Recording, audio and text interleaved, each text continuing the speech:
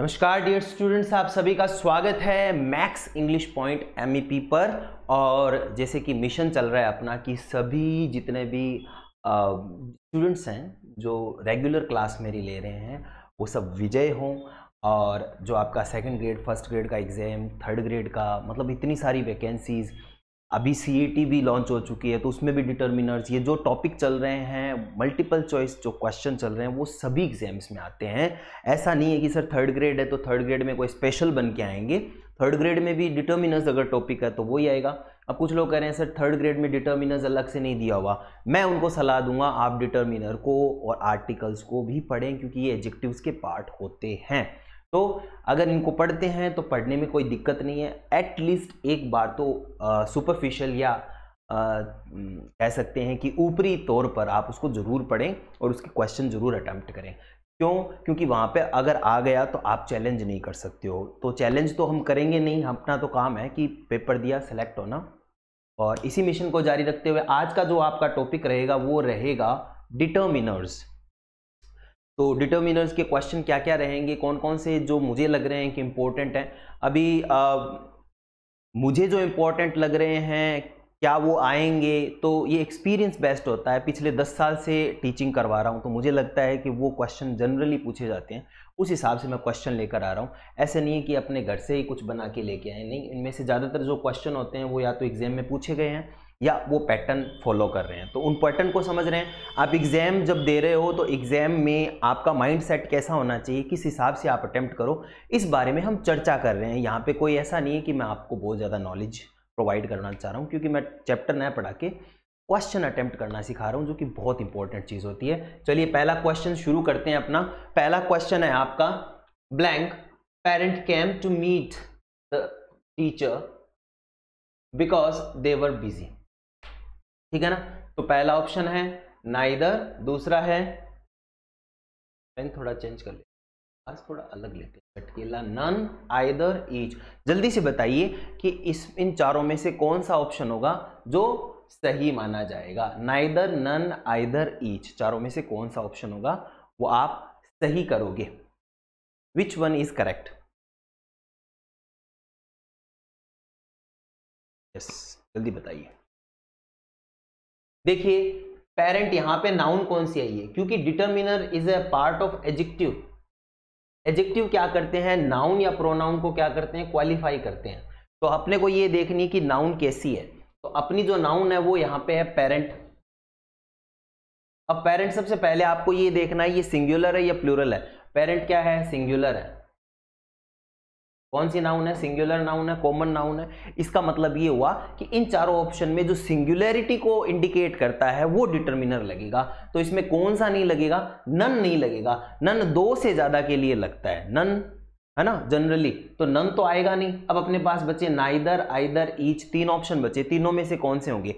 अब इस सेंटेंस को थोड़ा ध्यान से समझो। कई बार क्या होते हैं, विद्यार्थी बहुत जल्दी करते हैं। अब ये तीनों ही हो सकते हैं इसमें उत्तर, तो क्योंकि नाइदर दो या दो में से कोई किसी एक को बताता है, मतलब दो में से किसी एक को, ये वाला या वो वाला। आइदर भी दो में से एक को बता, सॉरी, नाइदर न तो ये वाला न वो वाला। आइदर क्या करता है, ये वाला भी हो सकता है और वो वाला भी हो सकता है। मतलब पेरेंट में माता भी हो सकती है, पिता भी हो सकता है। नाइदर में न तो माता और न ही पिता, इंडिविजुअली दोनों ही नहीं, और आइदर में इंडिविजुअली दोनों में से कोई एक, कोई सा भी हो सकता है। और ईच का मतलब होता है दोनों में से प्रत्येक, वो भी और वो भी। तो ये दो के लिए लगने वाले दोनों हैं, नाइदर, आइदर और ईच। दो से ज्यादा के लिए लगते नहीं है। खास बात यह है कि इन दोनों के बाद में, मतलब नाइदर, आइदर, ईच, तीनों के बाद में जो नाउन आती है वो भी सिंगुलर आती है। तो अपने पास ये दिक्कत हो गई कि भी सिंगुलर को लगाने वाले नाइदर भी है, आइदर भी, ईच भी है। तो स्टूडेंट क्या करें, अभी क्या करना है, जब कंफ्यूज हो तो एक दो बार सेंटेंस को फिर से पढ़ें, फिर आपको मीनिंग पता चल जाएगा। तो पहला है parent came to meet the teacher because they were busy. यहां पे देखो इंडिकेशन दी हुई है कि बिजी कौन थे, दोनों ही पेरेंट्स बिजी थे। दे वर बिजी मतलब दे यहां पे पेरेंट्स को बता रहा है। पेरेंट्स क्या थे, दोनों ही बिजी थे। इसका मतलब दोनों बिजी थे तो कोई मिल पाएगा क्या, नहीं मिल पाएगा। न तो माता मिलने के लिए गई और न ही फादर, न तो मदर न फादर, दोनों ही मिलने के लिए नहीं गए। इसलिए आपका उत्तर होगा नाइदर। ठीक है ना? Neither parent came to meet the teacher because they were busy, ये यहाँ पे इंडिकेशन मिल रही है। तो कई बार क्या होता है, सेंटेंस पूरा रीड करना पड़ता है, अगर पूरा रीड नहीं करोगे तो इंडिकेशन का कोई मतलब ही नहीं है। यहाँ पे ये इंडिकेट कर रहा है कि दोनों में से कोई नहीं गए। क्यों? क्योंकि रीजन था दोनों बिजी थे, दोनों मिलने के लिए गए। मैं ये कहूँ कि मैं मिलने के लिए जाऊंगा और फिर मैं कहता हूँ बिजी हूं, तो ये पॉसिबल थोड़ी होता है। आप बिजी हो इसका मतलब आप नहीं जा सकते। आप किसी को कहते हो कि नहीं नहीं मैं बिजी हूं, तो इसका मतलब समझ में आ गया दूसरे वाले व्यक्ति को कि वो इस प्रकार के कार्य में नहीं जा सकते हैं। तो यहाँ पे इंडिकेशन मिल रही है कि दे वर बिजी, तो इसलिए क्या होगा कि दोनों ही नहीं गए, न तो मदर गई और न फादर गया। अगर मान लीजिए ये इंडिकेशन नहीं होती और पॉजिटिव सेंस में होता, तब नाइदर ना हो क्या आइदर होता कि दोनों में से कोई एक गया। पेरेंट में चाहे तो मदर भी जा सकती है और फादर भी जा सकता है, और दोनों के दोनों गए इंडिविजुअली अलग अलग टाइम पे, तो आप क्या करोगे, ईच करोगे। तो ऐसे ऑप्शन जो होते हैं उनको आपको समझना है और फिर उसका आंसर देना है। जिन विद्यार्थियों ने मेरे लेवल में मेरे समझ के हिसाब से इस क्वेश्चन को किया है वो बढ़िया तरीके से इसको अटेम्प्ट करेंगे, तो इसका आंसर होगा नाइदर। वहां पे प्रश्न है ना, मैं एक बताता हूं आपको वो ट्रिक, इंपॉर्टेंट ट्रिक। प्रश्न को 3 बार पढ़ो, वो उत्तर देगा। अगर आप अच्छे से पढ़ के गए हो ना पूरे चैप्टर को, तो प्रश्न उत्तर देता है। 3 बार पढ़ो अच्छे से, ठंडे दिमाग से, उत्तर मिल जाएगा। तो यहाँ पे इंडिकेशन है, हर क्वेश्चन इंडिकेट करता है। नेक्स्ट क्वेश्चन है, आगे चलते हैं। हाँ, कल आर्टिकल के चैप्टर में मैंने एक 15वें क्वेश्चन में सारी चीज थियरी तो सही बता दी, लेकिन उत्तर लास्ट में मैंने टिक गलत कर दिया। उसमें अ यूनिवर्सिटी होगा, एन यूनिवर्सिटी टिक हो गया था। तो आप ध्यान दीजिए, उसको मानते हुए कीजिएगा। समटाइम्स जब ऑनलाइन क्लासेस का सेशन चलता है तो यानी we are also human being, we can make mistakes, so sometimes हो जाती है ऐसी, तो उसको वो मान के हुए करना है, क्योंकि मैंने इसकी एक्सप्लेनेशन पहले से ही दी हुई थी। Gagarin was the first person went round the world. Gagarin first person था जो पूरी दुनिया का चक्कर लगा के आया था। तो पहला ऑप्शन है विच, दैट, हु, वेयर। जल्दी से बताओ इसमें कौन सा रिलेटिव एडजेक्टिव है वो काम में आ रहा है। ये रिलेटिव प्रोनाउन है, एक्चुअली में रिलेटिव एडजेक्टिव नहीं है, लेकिन आपको बताना है कि कौन सा काम में आएगा। जल्दी से बताओ। देखिए, अब यहां पे आपको देखना है कि रिलेटिव जो प्रोनाउन होता है उसकी पहचान जब आप करते हो तो उससे पहले आने वाले जो एंटीसीडेंट होता है, एंटीसीडेंट होता है, उस पर आप फोकस करोगे। अगर एंटीसीडेंट कोई पर्सन है तो आप लगाओगे हु सब्जेक्ट के रूप में और हुम ऑब्जेक्ट के रूप में। अगर कोई थिंग है तो आप विच या दैट दोनों में से कोई भी लगा सकते हो, ठीक है ना। तो अभी आपको पता है कि यहाँ पे क्या है, पर्सन आया है, तो पर्सन के लिए आप क्या लगाओगे, और यहाँ पे क्या आया है, वेंट। वेंट का मतलब ये वर्ब है, वर्ब आती है उससे पहले सब्जेक्ट चाहिए, तो कहने का मतलब यहाँ पे जो रिलेटिव प्रोनाउन है उसकी सब्जेक्टिव फॉर्म चाहिए जो पर्सन को इंडिकेट करे। तो पर्सन को इंडिकेट करने वाला हु है जो सब्जेक्टिव फॉर्म भी है, इसलिए आपका उत्तर हो जाएगा हु। जिन विद्यार्थियों ने यहाँ पे हु किया है उन विद्यार्थियों का उत्तर सही है। बाकी विच नहीं हो सकता, दैट नहीं हो सकता, वेयर नहीं हो सकता। वेयर यहाँ पे कोई जगह के बारे में होता, दिस इज द प्लेस, तब वेयर लगता। दैट कब लगता, जानवरों के लिए, इंसानों के लिए भी लग सकता है, लेकिन एक इंसान एक जानवर सुपरलेटिव डिग्री इनके कुछ नॉर्म्स होते हैं तब लगता है दैट। और विच, जहां पर दैट लग सकता है वहां विच भी लग सकता है। जनरली दोनों साइमल्टेनियसली काम आ सकते हैं, मतलब ऑप्शनल है, कोई भी लगा सकते हो। लेकिन दैट का प्रयोग है वो कब कब स्पेशल होता है, अगर सुपरलेटिव डिग्री है, द स्मॉलेस्ट, द बिगेस्ट, इस तरह से, या फिर एक जानवर एक व्यक्ति के बारे में इंडिकेट हो रहा है तो, या सच दैट, ऑल दैट, ऐसे कोई नथिंग बट, ऐसे कुछ फ्रेजेस आ रहे हैं तो आ सकता है। तो ये कुछ स्पेशल रूटीन होते हैं जो आपको फॉलो करने होते हैं। तो इसलिए यहाँ पे इंसान के लिए आया है तो आप क्या लगाओगे, सब्जेक्टिव फॉर्म में हु को इंडिकेट कर रहा है, हु लगाओगे। तो जिन्होंने हु किया है उनका सही है। आप कॉपी में लिखते रहें आपके कितना सही हुआ। आप लाइव चैट पे भी दे सकते हो, लेकिन कॉमेंट सेक्शन पे अभी मत दीजिए, लास्ट में अपने रिव्यू जरूर दीजिए, मुझे पता होना चाहिए। और साथ में लाइक वाला भी थोड़ा सा अगर बढ़िया लगे तो प्लीज, इससे कॉन्फिडेंस मेरा भी बढ़ता है। मैं सुबह उठकर इनको तैयार करता हूँ, फिर आपके पास आता हूँ, उसमें टाइम कंज्यूम होता है, तो एटलीस्ट एक लाइक तो, मतलब मेरे लिए नहीं तो कम से कम मैं जो हार्ड वर्क कर रहा हूँ आपके लिए, उसके लिए तो बनता ही है। प्लीज़ जितने भी अब तक वीडियो हैं जो आपने देखे हैं उनको ज़रूर लाइक कीजिए। नेक्स्ट है she was so tired that she could not walk further. वो इतनी ज्यादा टायर्ड थी कि वो और ज्यादा चल नहीं पाई। More along any a great deal of. बहुत ही सिंपल क्वेश्चन है।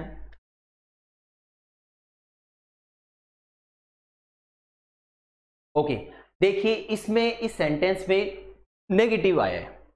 देखिए नेगेटिव जब लगता है ना, अब आपको पता है अलोंग कोई डिटर्मिनर नहीं होता। अ ग्रेट डील ऑफ, बहुत ज्यादा मात्रा में वो आगे नहीं चल पाई। तो टायर्ड है तो बहुत ज्यादा मात्रा क्यों बोलोगे आप, तो बोलोगे थोड़ी भी नहीं चल पाई, तो ये बहुत ही ज्यादा हो गया। मोर का मतलब वॉक मोर फर्दर, मतलब बहुत ज्यादा नहीं चल पाई। अरे भाई कोई टायर्ड होता है तो उसके लिए तो ये कहते हैं कि थोड़ा सा चल लो, ये थोड़ी बोलेंगे थोड़ा बहुत ज्यादा चलो आप। तो नेगेटिव जब सेंस में इस्तेमाल की जाती है कोई भी डिटर्मिनर, तो आपको ध्यान होना चाहिए एनी आता है वहां पे, कि वो और ज्यादा नहीं चल पाया क्योंकि वो बहुत ज्यादा टायर्ड था। तो यहाँ पे जो उत्तर हो जाएगा वो आपका हो जाएगा सी। जिन विद्यार्थियों ने सी उत्तर किया है उनका उत्तर एकदम से सही है। सी वो सो टायर्ड, वो इतनी थकी हुई थी कि वो और ज्यादा नहीं चल पाई। ठीक है ना, बहुत ज्यादा नहीं चल पाई ये सेंटेंस थोड़ी होता है, हम तो ये कहेंगे थोड़ी भी नहीं चल पाई। अलोंग मतलब डिटर्मिनर के रूप में नहीं है। अ ग्रेट डील ऑफ, बहुत ज्यादा मात्रा में। तो ये दो तो पॉजिटिव वे को दर्शाने वाले हैं। नेगेटिव को दर्शाने वाला एक ही डिटर्मिनर बचता है, वो है एनी। तो आपका आंसर क्या रह जाएगा, एनी। नेक्स्ट मूव करते हैं आगे वाले क्वेश्चन की तरफ। She is enough mature to take her own decisions. Old enough, enough old, enough no improvement. ये क्वेश्चन ज्यादातर आता है और इस क्वेश्चन के बारे में चर्चा हमने एडवर्ब में की थी। अगर फिर ये मिस्टेक कर रहे हो आप, इसका मतलब आप तैयारी ढंग से नहीं कर रहे हो, आप अपने आप को और अपने माता पिता को भ्रमित कर रहे हो, इससे कुछ फायदा नहीं होगा। इसका आंसर आपको आना चाहिए। जल्दी से बताइए। शी इज इनफ मैच्योर, यहाँ पे फोकस है, बोल्ड मार्क है, तो यहाँ पे बताना है कि इसकी जगह ओल्ड इनफ होगा, इनफ ओल्ड होगा, इनफ होगा या नो इंप्रूवमेंट होगा। जल्दी से बताइए। तो जिन विद्यार्थियों ने इसको नो इंप्रूवमेंट किया है उनका बिल्कुल गलत है, क्योंकि इसमें इंप्रूवमेंट की जरूरत है, इसमें चेंज होगा। Enough, she is enough to take, क्या होता है इनफ, सीधा नहीं आ सकता। शी इज इनफ ओल्ड, वो बहुत ही ज्यादा ओल्ड हो गई है, तो ये भी गलत है। कैसे, इनफ एक ऐसा डिटर्मिनर या एडजेक्टिव है, जनरली क्या होता है कि जैसे सम मिल्क, एडजेक्टिव जो जनरली होता है वो क्या होता है, नाउन के आगे आता है। ठीक है ना, एडजेक्टिव होता है। और एडवर्ब क्या आता है, एडवर्ब भी एडजेक्टिव से पहले आता है। जैसे वेरी ब्यूटीफुल। अब वेरी क्या है, एडवर्ब है जो किसको क्वालिफाई कर रहा है, ब्यूटीफुल को।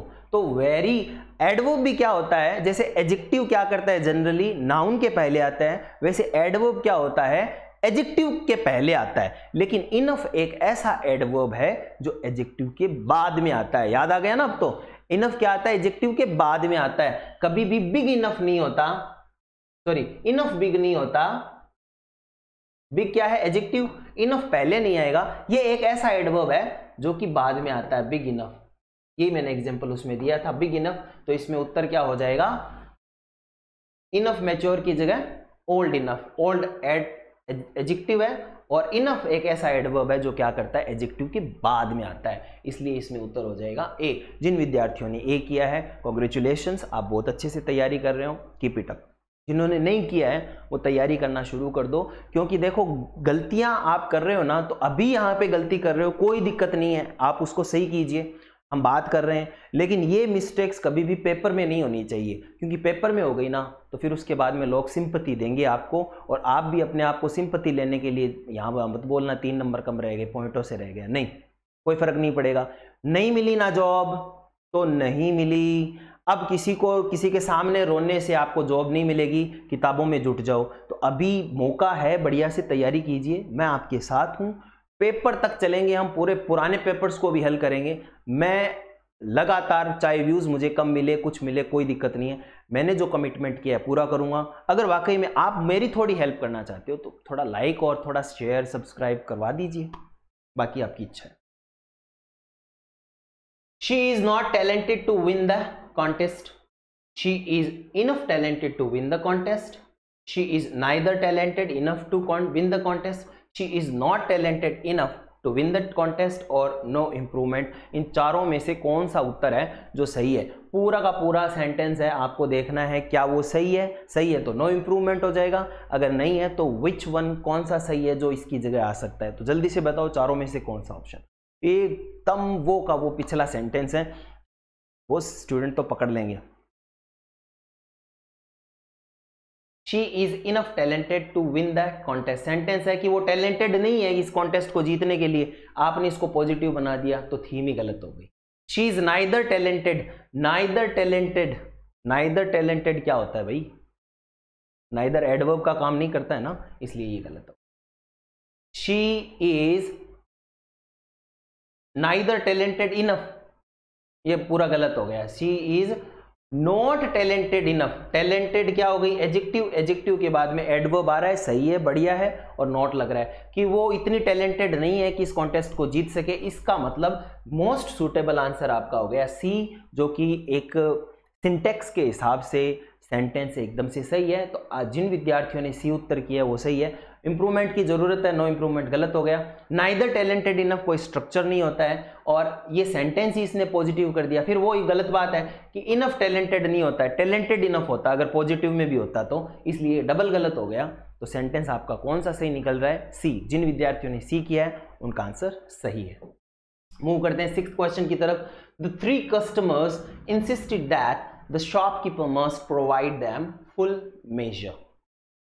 जो 3 कस्टमर थे उन्होंने इंसिस्ट किया कि जो शॉपकीपर है उसने वो क्या करे, उनको पूरा प्रोवाइड करे, फुल मेजर। ऑप्शन आपके ऑल, बोथ, आइदर, नाइदर। चारों में से क्या होगा? जल्दी से बताओ, ABCD। इस क्वेश्चन में इसका आंसर छुपा हुआ है कहां पे? आपने दे दिया होगा अब तक कि द 3 कस्टमर, मतलब 2 से ज्यादा की बात हो रही है, 2 से ज्यादा।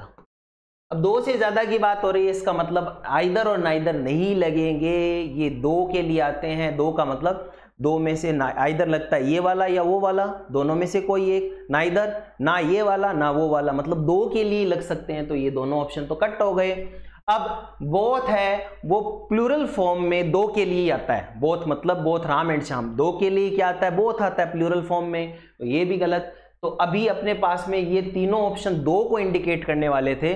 ऑल क्या करता है? 2 से ज्यादा के लिए आता है, इसलिए आपका उत्तर क्या हो गया? ऑल हो गया, क्योंकि यहाँ पे कितने कस्टमर की बात चल रही है? 3 कस्टमर्स की। तो सेंटेंस ऐसे ही आते हैं। यहाँ पे बच्चे अच्छे से पढ़ते नहीं है, 3 कस्टमर, और कुछ भी कर देते हैं वो आंसर। कुछ भी नहीं करना है, आपको ध्यान देना है। 7th नंबर क्वेश्चन है, guards were caught sleeping either, each, every, both. जल्दी से बताइए इसके साथ क्या होगा? गार्ड्स वर कॉट स्लीपिंग, जो गार्ड्स थे वो सोए हुए पाए गए। ओके। जिन विद्यार्थियों में इसमें, फिर से मैंने कहा कि नाउन को देखना है और उसके बाद में वर्ब को देखना है। तो देखो गार्ड्स क्या है? प्लूरल नाउन है, और इसके साथ में वर्ब कौन सी हुई है? प्लूरल वर्ब है। अब देखो आइदर होता है, आइदर अपने बाद में नाउन भी क्या लेता है? सिंगुलर, और वर्ब भी क्या लेता है? सिंगुलर। इसका मतलब ये गलत हो गया, ये इसके साथ में जस्टिफिकेशन इसका हो नहीं रहा है, सब्जेक्ट वर्ब एग्रीमेंट नहीं बन रहा है। ईच भी नाउन सिंगुलर लेता है और वर्ब भी सिंगुलर लेता है, ये भी गलत हो गया, यहाँ पे प्लूरल है दोनों ही। एवरी भी नाउन सिंगुलर लेता है और वर्ब भी सिंगुलर लेता है, यहाँ पे दोनों क्या है? प्लूरल है। इसलिए बोथ इसमें हो जाएगा कि बोथ क्या होता है? नाउन और वर्ब दोनों ही प्लूरल लेता है। और यहाँ पे बात ये सब 2 की बता सकते हैं, लेकिन ये वाला 2 क्यों आया? क्योंकि यहाँ पे नाउन और वर्ब दोनों ही क्या है? प्लूरल है, कि दोनों के दोनों गार्ड्स सोए हुए पाए गए थे। उनको कैसे पकड़ा गया? सो रहे थे वो दोनों। तो ऐसे आपको उत्तर करना है। ये क्यों नहीं हो सकते और ये क्यों हो सकता है, ये चीज आपको सीखनी होती है। एक चीज और मैं आपको साथ ही बताता हूं कि जैसे एक तो होता है आइदर। अब आइदर जो होता है ना, हमेशा ध्यान रखो, अगर वो एडजेक्टिव के रूप में है तो नाउन क्या लेगा? वो सिंगुलर लेगा, और वर्ब भी क्या लेगा? सिंगुलर लेगा, अगर वो एडजेक्टिव के रूप में। अगर वो प्रोनाउन के रूप में है तो वर्ब भी सिंगुलर लेगा। लेकिन कई बार क्या होता है, इनकी फॉर्म ऐसे आ जाती है, आइदर ऑफ लग जाता है, और उसके बाद ऑफ का क्या रूल होता है, ऑफ कभी भी लग जाओ उसके बाद आने वाली जो नाउन या प्रोनाउन होती है वो प्लूरल होती है। आइदर ऑफ बॉयज होगा, बॉय कभी नहीं होगा, या फिर देम होगा प्रोनाउन आए तो।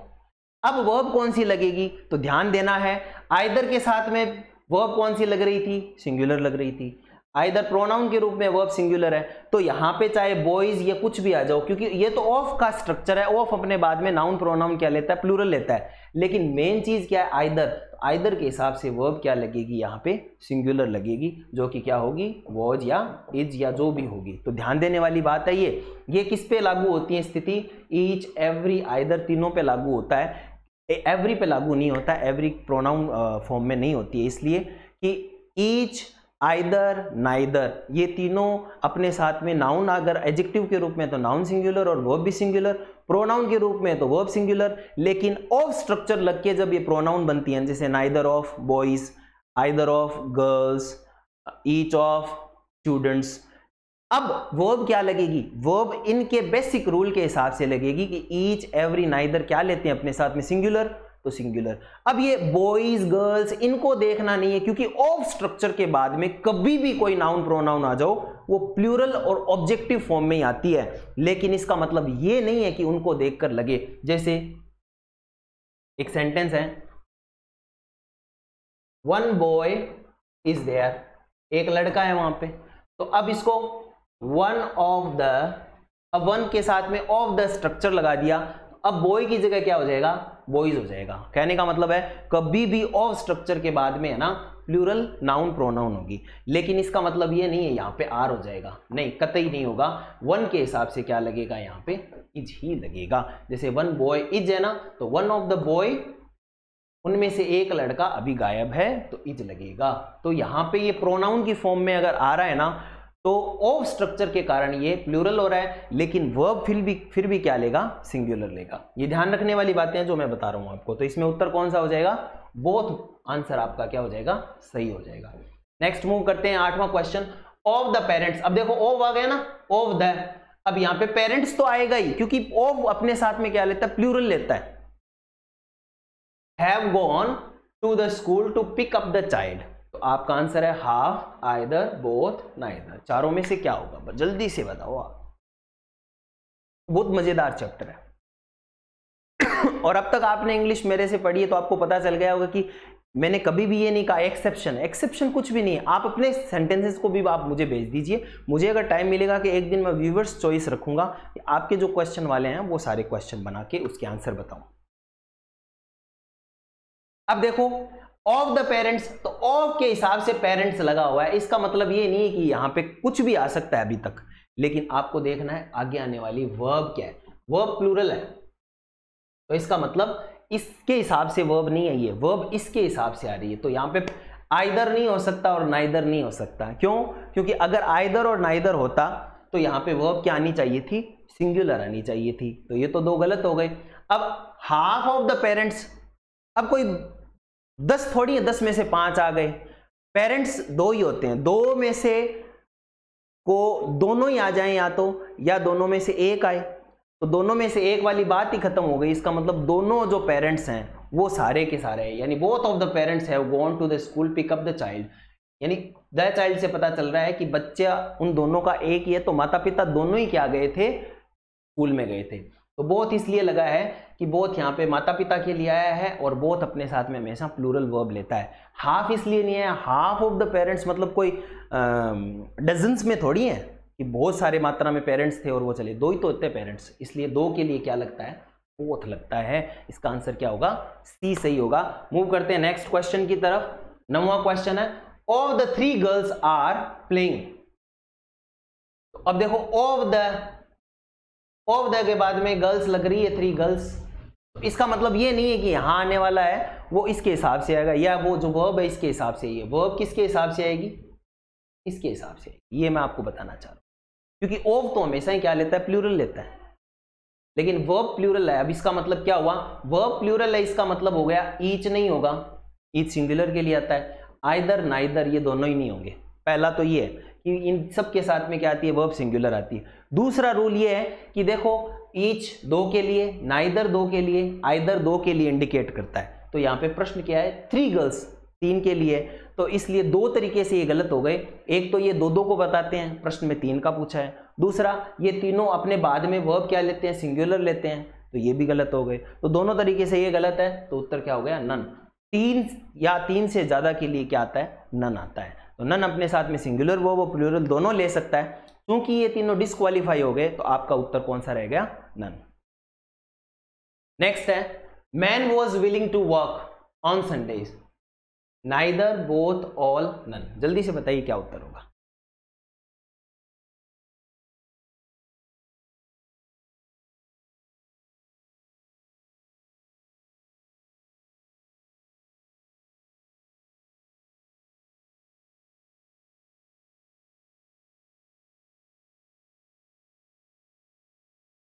बहुत ही सिंपल क्वेश्चन है। देखो नन नहीं होगा, नन मैन वॉज 2 से, अभी मैंने बताया 3 से ज्यादा के लिए उस सेंस में आता है, तो गलत हो गया।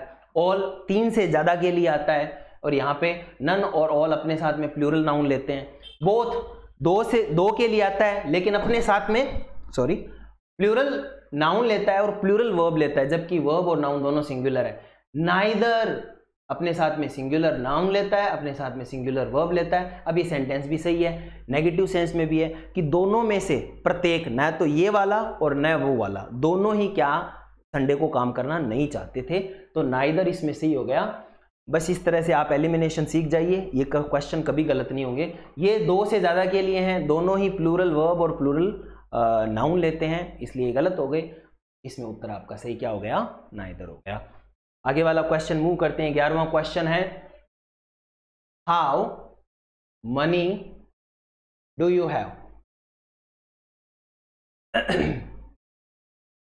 How many do you have, many, much, few, lot of.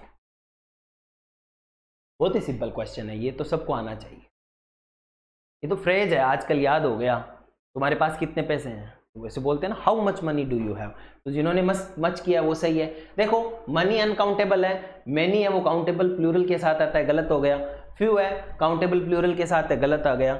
Lots of आ सकता है, लेकिन जब आप प्रश्न पूछते हो तब आप मच का इस्तेमाल करते हो, यानी नेगेटिव सेंस में या इंटेरोगेटिव सेंस में जब आप किसी से अनकाउंटेबल के रूप में पूछते हो तब आप क्या इस्तेमाल करते हो, मच इस्तेमाल करते हो। और फ्रेज भी हाउ लॉट ऑफ नहीं होता, हाउ मच होता है या हाउ मैनी होता है। तो इसलिए आपका उत्तर हो गया बी सही। जिन विद्यार्थियों ने बी किया है उनका बिल्कुल सही है। क्वेश्चन नंबर 12 की तरफ चलते हैं। He went with younger sisters, his both his, both the his, the both his। ये ट्रिकी क्वेश्चन है, ये जिन्होंने किया ना उन्होंने बहुत अच्छी तैयारी की है, मान के चलिए। तो एक बार मैं लास्ट में देखूंगा जरूर कि मैंने कोई टिक गलत नहीं कर दिया लास्ट में, क्योंकि समटाइम्स हम फ्लो में चलते हैं तो समटाइम्स चाहते कुछ हैं लेकिन टिक कहीं और लग जाता है। मैं एक बार चेक कर लूंगा। He went with younger sisters, बताइए क्या होगा, जल्दी से बताइए। देखिए अब बोथ का एक रूल होता है और ऑल का। बोथ के पहले कभी भी कोई आर्टिकल नहीं आता, द बोथ नहीं होता, और न ही कोई पजेसिव डिटर्मिनर आता है, नहीं कोई पजेसिव डिटर्मिनर आता है। पजेसिव डिटर्मिनर माई, हिज, हर। तो इसका मतलब ये हो गया कि बोथ के पहले क्या नहीं आएगा, पजेसिव डिटर्मिनर नहीं आएगा, गलत हो गया। अब दूसरी बात, यही ऑल के साथ लागू होता है, द ऑल नहीं होता है, all the girls, all the students, है ना, यही ऑल के साथ में। All his money, his all money नहीं होगा, ठीक है ना। तो इस तरह से पहला गलत हो गया। फिर चौथा ऑप्शन वैसे गलत हो गया, मैंने कहा बोथ के पहले आर्टिकल नहीं आता, ठीक है। अब आपके पास बचे 2 ऑप्शन, ठीक है। अब देखो बोथ के बाद में आर्टिकल और पजेसिव प्रोनाउन दोनों साथ नहीं आ सकते, तो इसका मतलब ये भी गलत हो गया।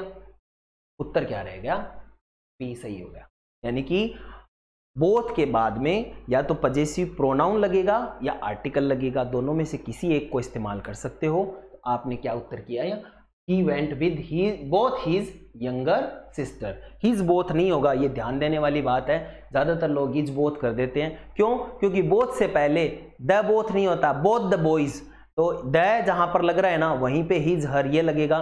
तो बोथ अपने पहले न तो आर्टिकल लेता है, ऑल भी, न बोथ न ऑल, दोनों पहले आर्टिकल नहीं लेते, न ही पजेसिव डिटर्मिनर या प्रोनाउन लेते हैं। ये अपने बाद में दोनों में से किसी एक चीज को ले सकते हैं, दोनों साथ में नहीं लेते। इसलिए आपका उत्तर क्या रह जाएगा? बी रह जाएगा। जिन्होंने ये सही किया ना, कॉन्ग्रेचुलेशंस, बहुत बढ़िया। Next, there is nothing that all of us can do to help. कोई ऐसा काम नहीं है कि हम नहीं कर सकते हैं। There is nothing that, every, any, half, none.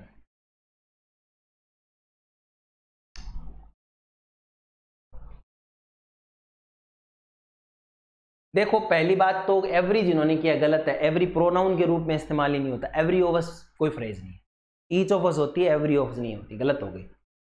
ऐसा कुछ भी नहीं है कि हम में से आधे नहीं कर सकते हैं, मतलब ही नहीं। आधे क्या हुआ? नन इसलिए नहीं आएगा क्योंकि नथिंग आ गया, एक नेगेटिव और एक नन और लगा दो, दो नेगेटिव पॉजिटिव हो जाता है, तो नन भी नहीं होगा। इसलिए उत्तर हो जाएगा आपका बी, क्योंकि नेगेटिव सेंटेंस में जनरली क्या आता है? एनी इस्तेमाल होता है। तो कोई भी ऐसा काम नहीं है कि हम में से कोई नहीं कर सकता। इसलिए आपका उत्तर कौन सा सही होगा? बी सही होगा। जिन विद्यार्थियों ने बी किया है उनका आंसर बिल्कुल सही है। मूव करते हैं नेक्स्ट क्वेश्चन की तरफ। 14वां question, of my books is still missing. अब जल्दी से बताओ क्या होगा? None, few, one, many.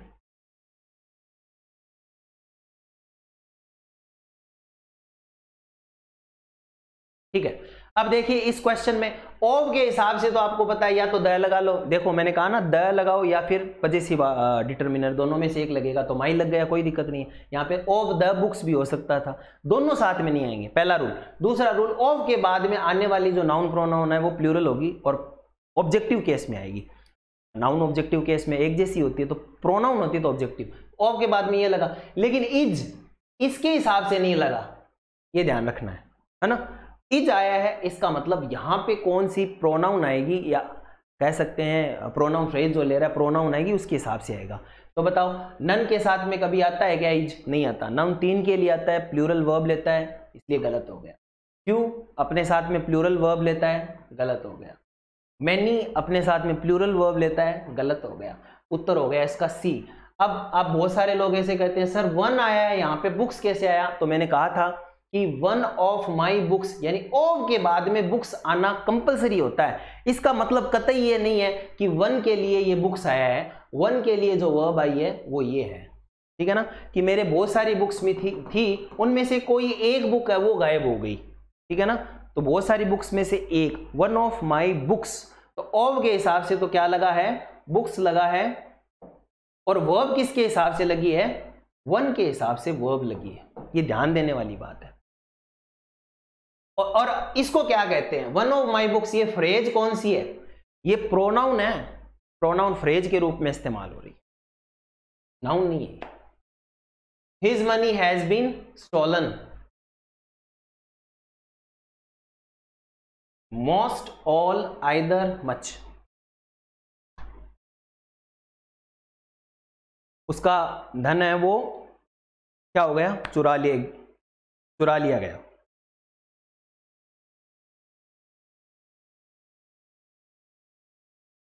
जिन्होंने मच किया है वो गलत है, कि यहां पे much, his money has been stolen नहीं होगा, ठीक है ना, क्योंकि ये नेगेटिव सेंस में आता है। नेगेटिव इसमें नॉट कहीं पे नहीं है, इसलिए गलत हो गया।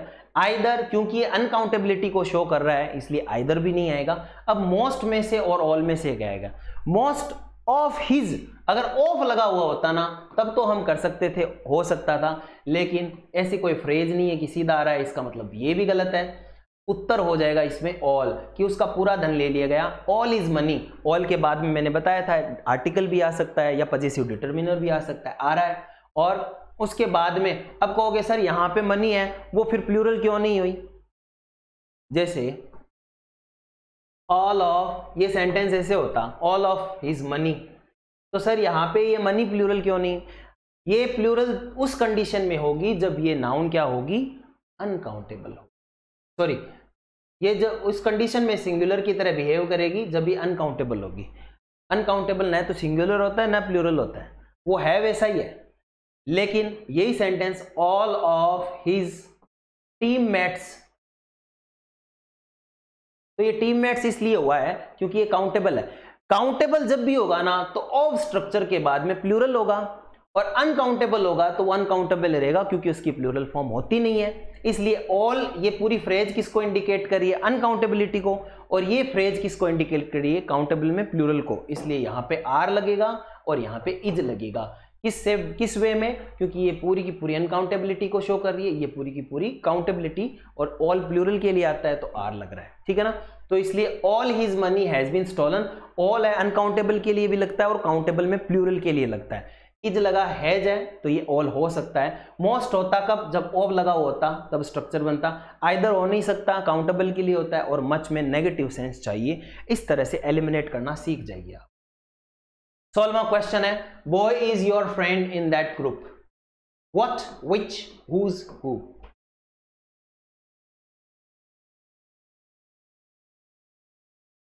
बहुत ही आसान सा क्वेश्चन, जल्दी से बताओ।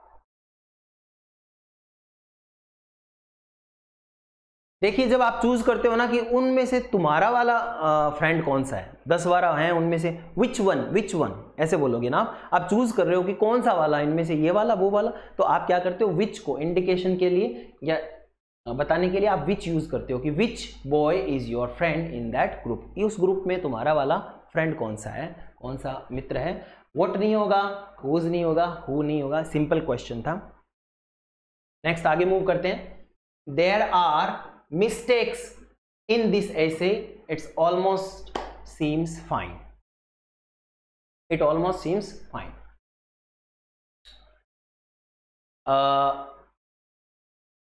Plenty, the, few, a little, क्या लगेगा। देखो mistakes प्लूरल है ना, a little किसके लिए लगता है, अनकाउंटेबल के लिए, गलत हो गया, छोड़ो।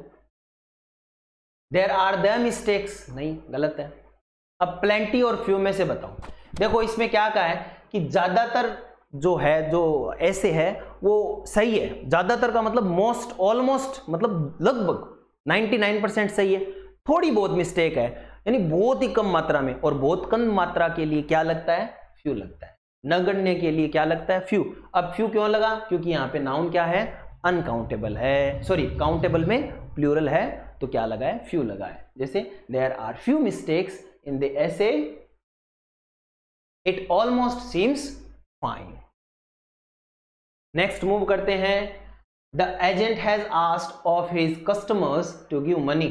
और द की जगह हिज भी लग सकता है, और फिर आने वाली नाउन क्या होगी, प्लूरल होगी। ये रूल्स बता रहा हूं, इनको बस दिमाग में रख लो। और बताओ ये जो नाउन आ रही है ये कौन सी फॉर्म में, आपको पूछ लेता हूं, ऑब्जेक्टिव फॉर्म में। ऑफ के बाद आने वाली जो फ्रेज है वो ऑब्जेक्टिव फॉर्म लेती है। To give money, the agent has asked every of, गलत हो गया, जिन्होंने every किया कि every of होता ही नहीं। a little of, uncountable, customer के लिए a little लग ही नहीं सकता। a few of, कुछ में से, कुछ कस्टमर को उसने पूछा, फिर से गलत हो गया। हाँ, प्रत्येक से पूछा।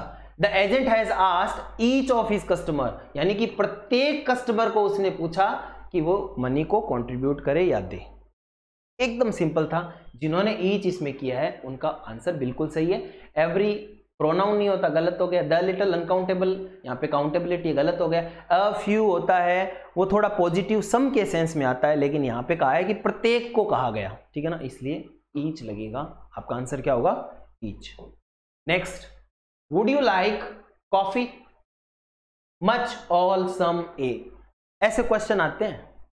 मैं जो करवा रहा हूं ना वो सब लेवल के करवा रहा हूं। आरपीसी तो ये पूछेगा, बस दैट्स ऑल। कॉफी अनकाउंटेबल है, पेय पदार्थ है। Would you like much coffee, और भी ज्यादा चाहिए क्या, ऐसे आप पूछते नहीं हो। जब आप ऑफर करते हो तो would you like some coffee, offer के लिए आप क्या यूज करते हो, सम यूज करते हो। याद रखना, ऑफर करते हो किसी चीज को तो आप क्या यूज करोगे, would you like some snacks, क्या आप स्नैक्स लेना पसंद करोगे, क्या लगेगा, सम लगेगा। मैन वोर अ सूट, ऑल, ईच, हाफ, सब।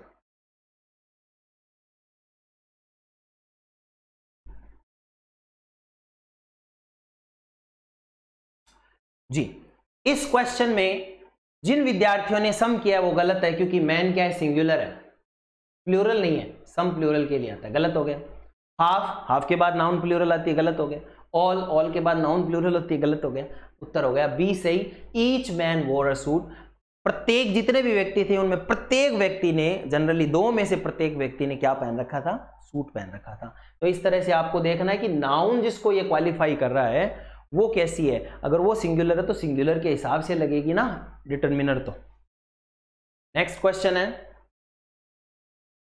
Child should go to school, बताओ क्या होगा, ऑल, ईच, एवरी, आइदर।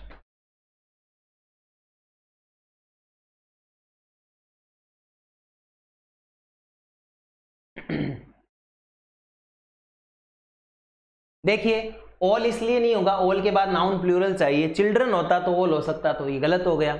अब देखो आइदर इसलिए गलत हो गया क्योंकि यहां पे कोई इंडिकेशन नहीं है दो बच्चों की है, दो बच्चों की बात तो चल ही नहीं रही है। ये तो सामान्य सा है कि प्रत्येक बच्चे को क्या जाना चाहिए, स्कूल जाना चाहिए, तो ये भी गलत हो गया।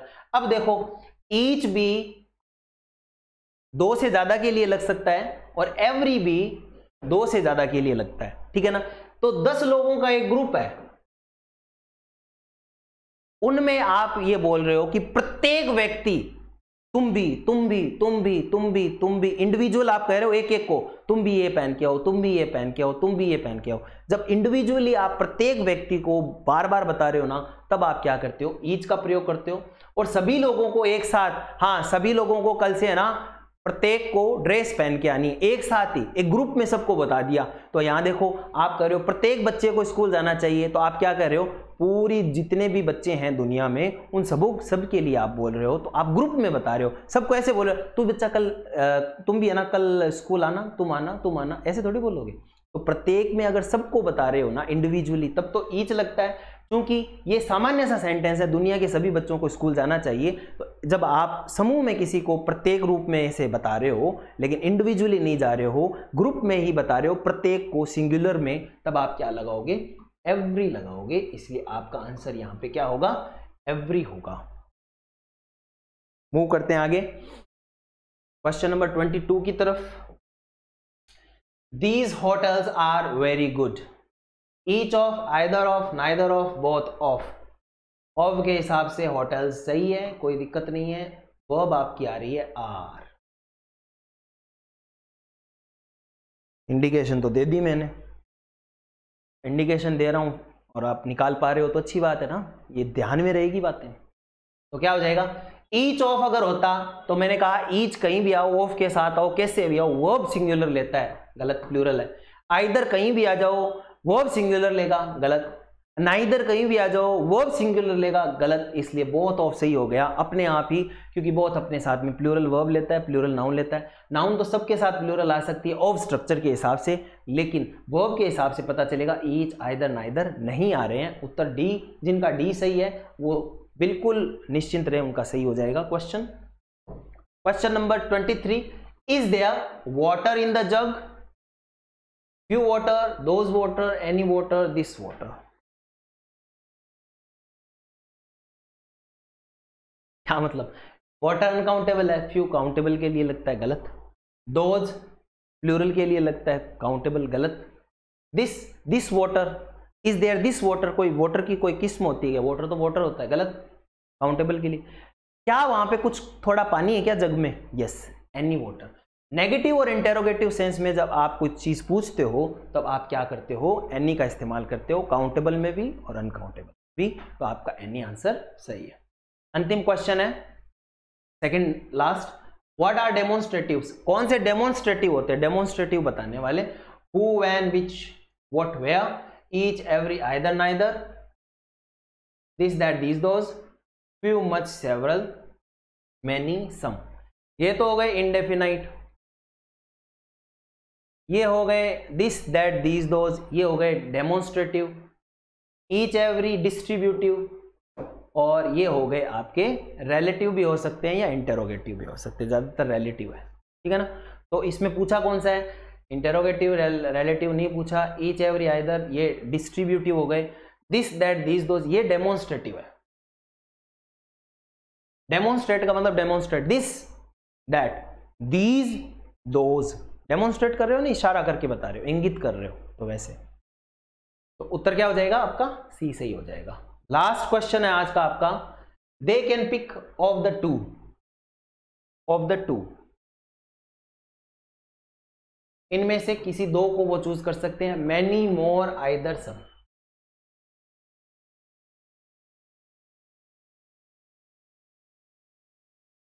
दो के लिए आया ना, तो सीधी सी बात है, क्या आ जाएगा, आइदर ऑफ द टू, दो में से। मैनी दो से ज्यादा के लिए, मोर अनकाउंटेबल के लिए, सम दो से ज्यादा के लिए, तो आइदर क्या है, दो के लिए। तो 25वें क्वेश्चन में जिन्होंने सी किया गलत है, टैली कर लीजिए। 24वें क्वेश्चन में भी सी होगा, 23वें क्वेश्चन में भी सी होगा, 22वें क्वेश्चन में डी होगा, 21वें क्वेश्चन में सी होगा, 20वें क्वेश्चन है उसमें होगा आपका बी, 19वें क्वेश्चन में सी, 18वें क्वेश्चन में डी, 17वें क्वेश्चन में सी, 16वें क्वेश्चन में बी, 15वें क्वेश्चन में बी, 14वें क्वेश्चन में सी, 13वें क्वेश्चन में बी, 12वें क्वेश्चन में बी, 11वें क्वेश्चन में बी, 10वें क्वेश्चन में ए, 9वें क्वेश्चन में डी, 8वें क्वेश्चन में सी, 7वें क्वेश्चन में डी, 6ठे क्वेश्चन में ए, 5वें क्वेश्चन में सी, 4थे क्वेश्चन में ऑड इनफ ए, 3रे क्वेश्चन में सी, 2रे क्वेश्चन में सी और पहले क्वेश्चन में ए। इस तरह से आज का अपना पूरा का पूरा चैप्टर हो गया। हमने टैली इसलिए किया कि कहीं भूल से मैं टिक ना कर दूं, क्योंकि कुछ लोग हैं वो समझने वाली चीज़ को नहीं पकड़ते कि सर ने कहाँ मिस्टेक की, भूल से समझा मैं पूरा रहा हूँ लेकिन कि सर ने मिस्टेक कर दी सर यहाँ पे, वो इंगित करते हैं, जबकि उनको पता है कि ये भूल से बोला गया।